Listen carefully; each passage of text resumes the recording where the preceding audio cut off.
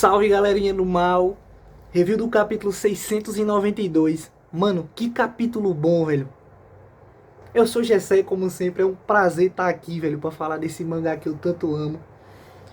Cara, quando você acha que Kanki não pode mais molhar a tua cueca, o cara vem com uma dessa, velho. Capítulo 692, intitulado O Terceiro Tipo de Soldados. Gente, temos uma belíssima página dupla mostrando como o ataque ao Koshou vai progredindo. A cavalaria chega para reforçar a moral dos homens da infantaria que não sabem o que está acontecendo. Um dos oficiais ali alega que eles têm que ter calma, que os números do inimigo não são grandes, é só eles se reorganizarem que eles conseguem parar essas forças. Só que um grupo notável ali, uma unidade de cavalaria, vem se dirigindo até eles. É o Zenou. Como esperado, essa monstruosidade aí causa estragos por onde passa. Além dele e o seu próprio clã seria uma força ímpar em brutalidade ali, eles conseguem facilmente passar pelas defesas do Koshou. Mas o Zenou em si, ele impõe medo nos homens. Quando ele dá aqueles gritos, aqueles rugidos absurdos, isso afeta muito a moral dos soldados inimigos. O oficial de Zal que está ali tenta justamente lutar contra isso. Ele diz: não tenham medos. E ao se dirigir ao Zenou, o cara é acertado, partido ao meio, e não adiantou muito essa reativação de moral aí. Agora no QG do homem, o homem de Zal ali do Koshou, os oficiais estão em pânico. Primeiro eles se alegam de como isso está acontecendo. São informados do número dos soldados de Kanki ali, que chega em torno de quase 1000. Eles se questionam de como é que uma força dessa não foi notada por eles, e de que há indícios de que pequenas unidades ainda estão se apresentando ali, ou seja, o contingente do Kanki vai aumentando, mas que eles, se eles somarem todos os que eles dispõem ali no QG, chegam em torno de 3000. A questão é como isso aconteceu. Eles se questionam das possibilidades, se eles devem solicitar que aquele contingente de 5000 homens volte para ajudá-los, só que no momento eles estão em uma batalha com o flanco esquerdo de Qin, ou seja, Shin e companhia, e de que isso não daria tempo. A questão crucial para eles ali é tipo, como isso foi acontecer, cara? Isso é um absurdo. Um deles até alega que estava sendo uma vitória fácil. De fato, desde o começo da batalha, estava sendo... Diga assim, desde o começo estava algo em desvantagem para o Kanki. Mas desde que o Koshou chegou, com 150.000 homens do exército dele, estava sendo unilateral de fato a batalha para eles. Como é que está acontecendo? É o QG deles que está sendo atacado. Galera, o legal é que o Koshou, ao analisar o mapa com calma, assim como o Ozen estava fazendo na tenda dele, saem as mesmas palavras pela boca do Koshou: Sumbin. Os oficiais ali de Zal, já não é aquele estrategista de Baryo, eles já assimilam o conceito. Eles exatamente, Kanki nos iludiu e nos fez ter uma percepção errada do seu real número de tropas. Um dos oficiais questiona: mas a gente não chegou a contar o número de fogueiras nem algo do tipo. Eles: sim, mas os homens que estão na linha de frente detêm essa informação. Porque é uma lei básica na guerra também, você saber contra o inimigo que você tá. Você tem informações sobre o inimigo que você tá contra. Você tem que ter em visão o número deles. Percebam que isso ocorre com frequência entre praticamente todos os caras que participam de batalhas. Antes do Shin chegar a essa batalha por Eikyu, ele já estava sendo informado pelo aquele mensageiro do Marão sobre a situação no campo de batalha e os números em cada flanco e no centro. 40.000 homens no centro, mais 20.000 no flanco direito, tá entendendo? E isso serve tanto para aliados quanto inimigos. No último capítulo a gente viu que enquanto o Kohaku estava avançando cada vez mais, eles estimaram que o número das tropas de Kokuo ali eram de cerca de 7.000 do exército central. Ele disse: então a gente tem que dizimar esses 7.000. Por mais que o QG não queira saber desse tipo de informação, ou não queira confiar um estratagema valioso nisso, ele tem que aceitar isso. É inegável, são informações que ele tem que aceitar, porque se para os caras da linha de frente aquela informação é verídica, é real, quem dirá para o QG que tem que se basear nisso? Ele não pode se basear única e exclusivamente nisso, mas ele tem que aceitar as informações que vêm dos frontes. É assim que se trabalha um exército. E de qualquer maneira, Se a informação era verídica para quem estava no centro e nos flancos, quem dirá para o QG que não está ali? É sobre isso que vai se tratar, galera. É quando o Koshou ele começa a analisar o todo. Além dos números, o que os homens ali viam em todos os frontes eram desertores. Aí um dos oficiais questiona isso. Nossos soldados não perseguiram os desertores? Ele diz sim. E os que eles perseguiram até o fim de fato eram desertores. Esse é o primeiro tipo. Os que realmente fugiram. Os covardes, lixos, imbecis, fudidos. O segundo tipo que ele diz eram os que estavam desertando, mas depois se agrupavam e continuavam a resistir. Esses grupos eles foram aniquilados, diga-se assim. Interceptados pelas forças de Zal e derrotados. É o segundo tipo. Ele disse, mas havia um terceiro tipo.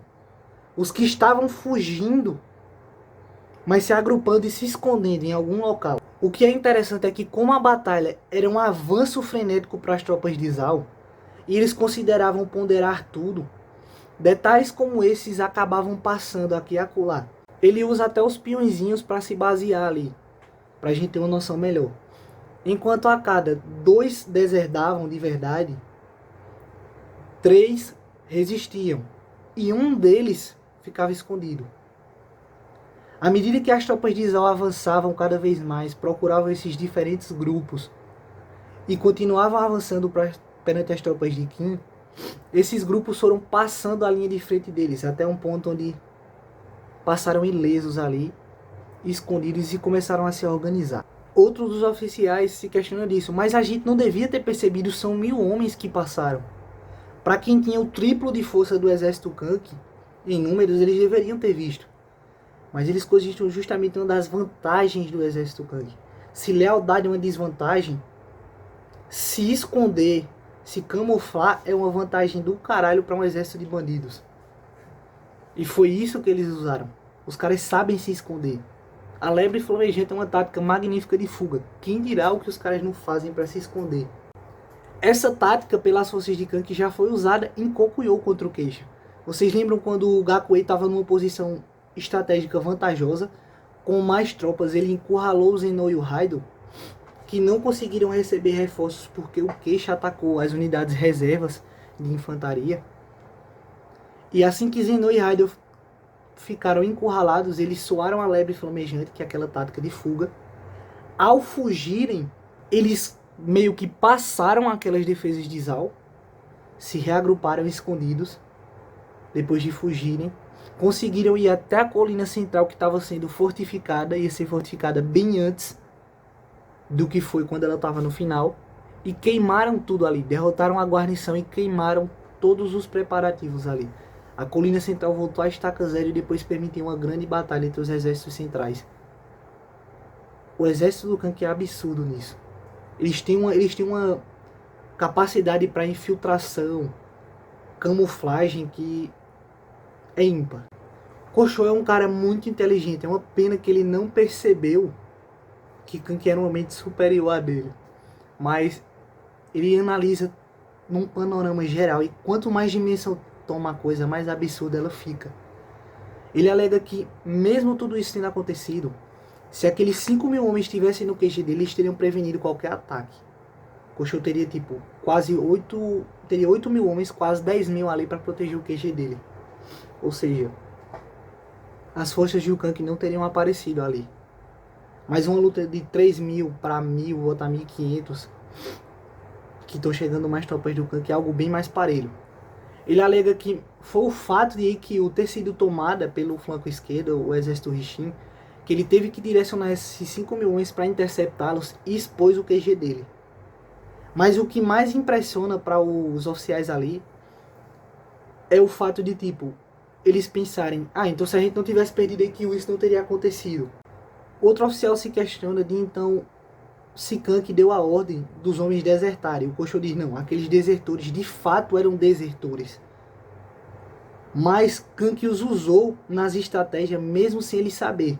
É feito, ele diz, nós pegamos muitos oficiais, nós interrogamos todos eles, mas eles não sabiam de nada. Porque não haveriam como eles saber, como eu disse a vocês, há vários reviews. Pouquíssimas pessoas sabiam do real plano do Kank. Eu vou fazer um vídeo sobre isso. Tua cabeça vai estourar.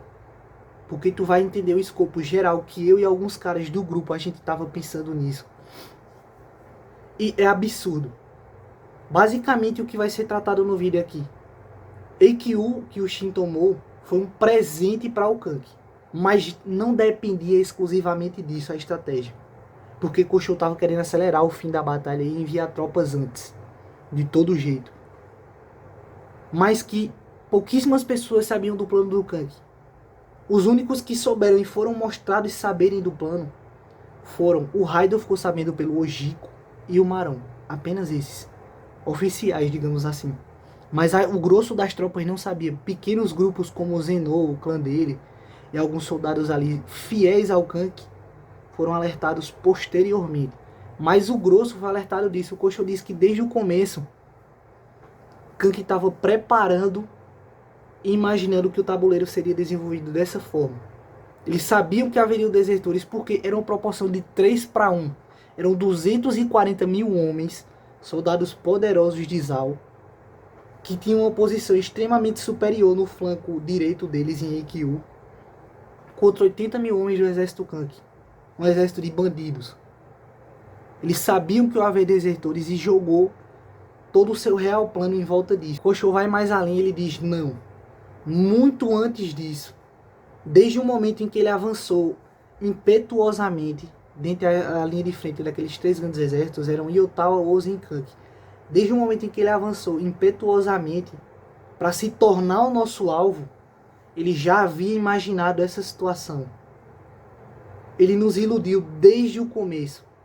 Então é aí que eu te pergunto, não encolhe, cara, a cabeça de que a ideia de que se não fosse Shin, Kank teria perdido. Não, eu não acho isso. Eu acho que se não fosse Shin ter ganhado em EQ, a batalha teria demorado mais. Talvez mais alguns dias. A gente não sabe se o exército Kank aguentaria, também é outra questão. Mas não é como se Shin fosse o fator da vitória do Kank. Kank estava jogando muito antes de Shin entrar já. Desde o começo o Kank queria a minha cabeça. Enfim, a braba foi lançada. Kaman aparece frente à tenda do Koshou.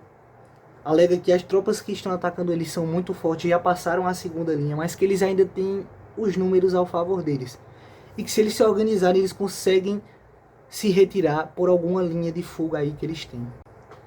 Cara, agora vem a terceira molhada de cueca que o Kank vai dar. Kaman dá a ideia ao Koshou de por onde eles devem fugir. Um dos oficiais diz, vamos fugir para a esquerda, porque é onde os 5 mil homens estão. Lá a gente vai estar mais protegido. E há as tropas mais perto do QG que eles têm. Só que Kaman diz que é uma boa ideia, mas Kank já deve ter antecipado que eles fariam isso. E Koshou diz, então vamos fugir para a esquerda, para onde não tem nada. Porque se eles se anteciparam para a direita, que é onde nós 5 mil homens estão, à esquerda eles não imaginariam que a gente iria, beleza? Errado. Quando Koshou e sua guarda se dirigem para o lado esquerdo para fugirem, eles são interceptados por tropas do Kank e o homem no meio deles. Ele teve a antecipação da antecipação, cara. 2 passos à frente. Se esse cara pisca pra minha namorada, ela fica solteira. Que cara bom, velho. Que cara bom, que cara absurdo. E ele ainda lançou um como eu esperava. Selou a rota de fuga do Koshou. Agora o que eu acho? Koshou, pelo que foi mostrado, é um general guerreiro também. Ele também tem capacidades de luta. Não foi mostrado o Kank tendo capacidades de luta. Eu não duvido das capacidades do Kank em uma briga, beleza? Não vou dizer que o cara não sabe lutar se eu nunca vi ele lutando. Mas também não vou dizer que ele é hard se eu também nunca o vi sendo hard. Numa questão de luta. Só o fato dele ter selado a rota de fuga do Koshou significa que ambas as tropas ali, do Kank e do Koshou, vão se digladiar. Enquanto isso, o Zenou tá chegando, cara. O Zenou é um cara que vai duelar com o Koshou. Talvez subjugar o Koshou. Talvez ser subjugado pelo Koshou. Não subestimei um Koshou. Mas eu ainda apostaria no Zenou. Eu acho que o golpe já foi dado e agora não tem mais escapatória pro Koshou. Galera, que capítulo. Que capítulo. Que arte. Que páginas duplas. Que estratégia. Que escopo enorme. Foram cerca de 20 capítulos, vamos botar essa batalha toda. de Kill. E olhem a magnitude disso. O quanto de coisa a gente aprendeu, o quanto de informação a gente absorveu. O vídeo, meu amigo, para vocês. Análise de como culminou nisso. Eu vou me basear até esse 692. Vocês vão... A tua cabeça vai estourar, cara.